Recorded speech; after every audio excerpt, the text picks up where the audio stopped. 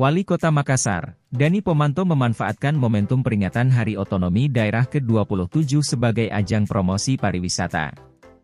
Dalam acara gala dinner, Dani Pomanto mengungkap apa saja destinasi dan aktivitas wisata menarik.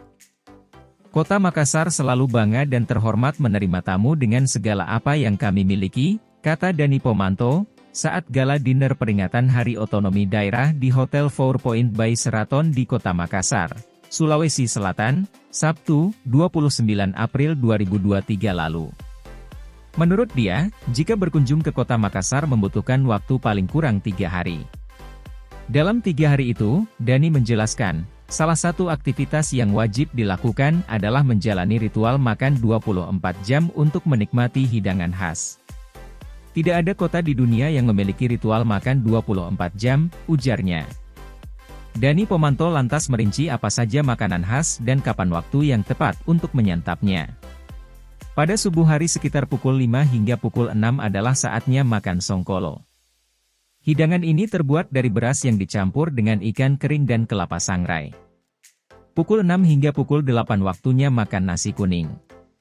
Makanan ini terbuat dari beras yang dimasak bersama dengan kunyit serta santan dan rempah-rempah.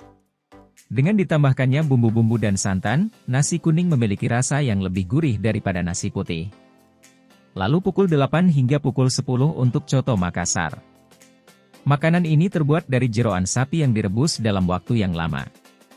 Rebusan jeroan bercampur daging sapi ini kemudian diiris-iris, lalu dibumbui dengan bumbu yang diracik secara khusus.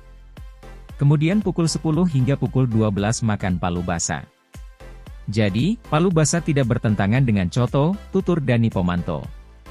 Seperti coto Makassar, palu basah juga terbuat dari jeroan sapi atau kerbau. Proses memasaknya pun hampir sama dengan coto Makassar, yaitu direbus dalam waktu lama. Pukul 12 hingga pukul 15 tersedia beragam hidangan seafood untuk makan siang. Pukul 15 hingga pukul 17 waktunya bersantap konro.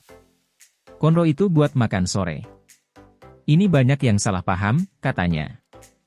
Sup konro adalah masakan sup iga sapi khas Indonesia yang berasal dari tradisi etnik Makassar.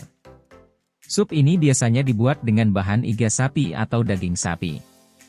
Masakan berkuah warna coklat kehitaman ini biasa dimakan dengan burasa dan ketupat yang dipotong-potong terlebih dahulu. Kemudian untuk makan malam terdapat berbagai hidangan, seperti sup saudara dan mie yang namanya disesuaikan dengan nama orang yang memasak. Kalau chefnya namanya Titi, namanya mie Titi.